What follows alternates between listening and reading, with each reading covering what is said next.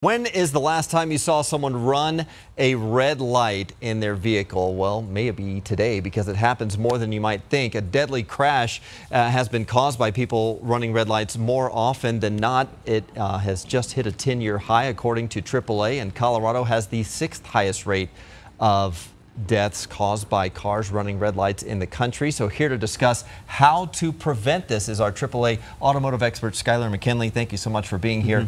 Tell us about this study that reviewed people running red lights. So when you dive into the data, we've hit a 10-year high, as you mentioned, and that's an increase of 28% over 2012. It's a public health epidemic, and when you really dive into the data, what we found is that 65% of the time, the person killed by a red light runner is not the person who decided to run the red light. It's a passenger, it's a pedestrian, a bicyclist, someone in another vehicle. So people are making this really reckless choice to blow through a red light, and they're not putting their life at risk necessarily, but they're certainly putting a lot of other people's lives the innocent bystander. What did the study find causes people to run red lights? So I think we have a selfish driving epidemic in America. We've got a do as I say, not as I do problem. If we really look at it, something like 85% of drivers say it's completely unacceptable and totally dangerous to run a red.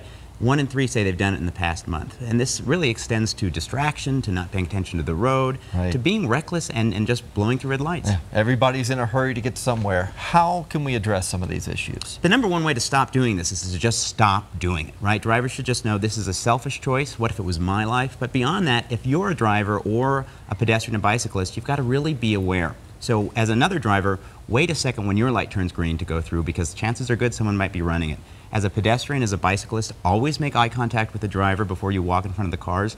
And just really know you shouldn't have your phone out when you're waiting at an intersection. Take those earbuds out, be alert, because drivers just aren't paying attention, or they just don't care. Yeah, you're literally operating a deadly weapon at that point. Just take that extra care. All right, thank you, Skylar. Thanks.